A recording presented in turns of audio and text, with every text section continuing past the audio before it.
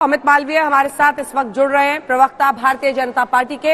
एक बड़ी जीत है अमित जी, लेकिन मुख्य वजह और श्रेय मोदी जी को, योगी जी को? देखिए अंजना जी, उत्तर प्रदेश में जो हमारी जीत है भाजपा की, ये अपने में अप्रत्याशित है। पहली बार 1985 के बाद ऐसा अवसर आया है कि कोई राजनीतिक दल दूसरी बार सरकार बनाने जा रहा है, और आजादी के बाद शायद पहली बार ऐसा हुआ कि कोई मुख्यमंत्री अपना पूरा टर्म कंप्लीट करके दूसरे टर्म के लिए चुना जा रहा है। लेकिन ये जो जीत है, ये उत्तर प्रदेश की जनता की जीत है। उनका विश्वास प्रधानमंत्री नरेंद्र मोदी जी की जो लीडरशिप है उस पर है।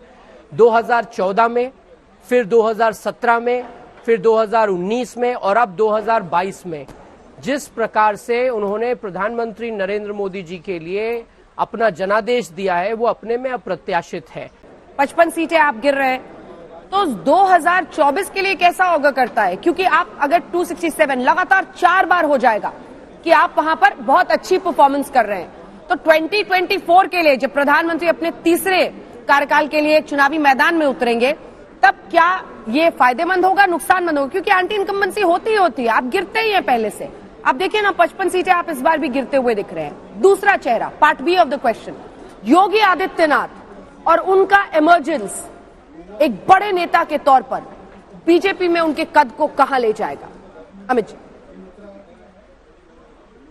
अंजना जी, पिछली बार हम विधानसभा में 312 सीट लेकर जीते थे और अलायंस के साथ 325 सीटें थी, 3/4 मेजॉरिटी थी। आम चुनाव में बार बार 3/4 मेजॉरिटी नहीं होती। आज भी अगर हम 270-275 के आसपास है तो 2/3 बहुमत है। 2/3 बहुमत किसी भी मायने में कम नहीं होता है, और ये एंटी इनकम्बेंसी नहीं, प्रो इनकम्बेंसी वोट कहा जाएगा। और अगर ये चौथी बार हो रहा है और दूसरी बार विधानसभा में हो रहा है और 2 बार पहले लोकसभा में हो चुका है, जबकि 2019 में समाजवादी पार्टी और बसपा एक साथ आए थे और लोगों ने कहा था कि भारतीय जनता पार्टी की 20 सीटें आएंगी, लेकिन भारतीय जनता पार्टी की 62 सीटें आई। तो मुद्दा यह है कि चुनाव गणित नहीं होता है, चुनाव केमिस्ट्री होता है और लोगों का विश्वास होता है, और नेतृत्व किस प्रकार से अपना जुड़ाव समाज के साथ, प्रदेश के साथ बनाता है, वो जरूरी होता है। इसलिए 2024 में भी भारतीय जनता पार्टी को उत्तर प्रदेश में पूरा समर्थन मिलेगा, मुझे इस बात की पूरी उम्मीद है। अभी से तैयारी शुरू हो गई है 2024 की।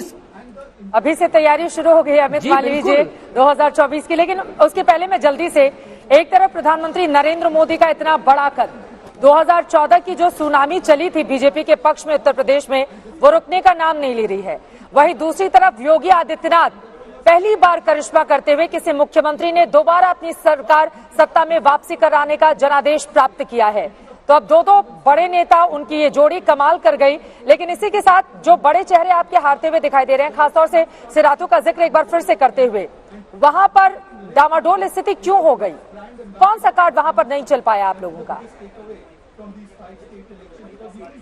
देखिए चित्रा जी, एक एक सीट का विश्लेषण करना तो संभव नहीं होगा, क्योंकि वहां पे कई बार स्थानीय कारण भी होते हैं और बहुत सारे विषय होते हैं। जैसे, लेकिन मैंने पहले कहा, सिराथू की सीट हम जीतेंगे। जहां तक आपने प्रधानमंत्री जी के नेतृत्व की बात करी और हमारे मुख्यमंत्री की बात करी, स्वाभाविक रूप से वो 5 साल से मुख्यमंत्री हैं, तो उत्तर प्रदेश की जीत में उनका निश्चित रूप से हाथ है। लेकिन भाजपा में एक तरीके की व्यवस्था है जिसके अंतर्गत प्रदेशों में नेतृत्व उभरता है और फिर केंद्र में जाता है। प्रधानमंत्री नरेंद्र मोदी जी भी 3 बार मुख्यमंत्री रहे, फिर प्रधानमंत्री पद के दावेदार हुए। ऐसे तमाम और अन्य मुख्यमंत्री हैं जिन्होंने अपने प्रदेशों को बार बार जीता।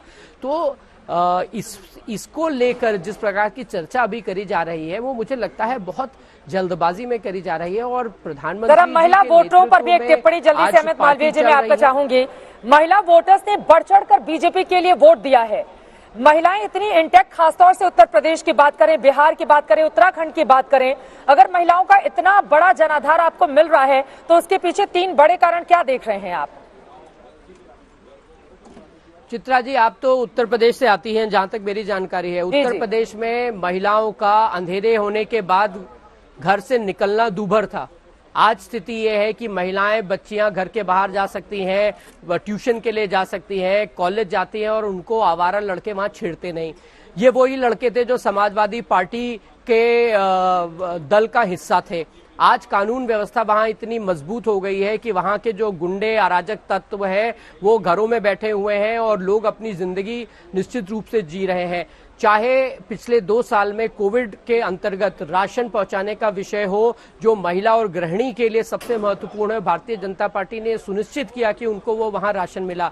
चाहे प्रधानमंत्री आवास योजना का विषय हो या अन्य विषय हो, जो भी घर बनाए गए वो महिलाओं के नाम पर रजिस्टर कराए गए। शौचालय बने तो वो महिला सशक्तिकरण के लिए बने, महिला सम्मान के लिए बने।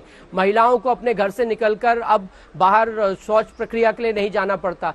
ये जो सारे विषय हैं ये महिला सशक्तिकरण के सम्मान से जुड़े हुए हैं। इसीलिए इतनी बड़ी संख्या में आज महिलाओं का वोट भारतीय जनता पार्टी को और प्रधानमंत्री जी को मिलता है।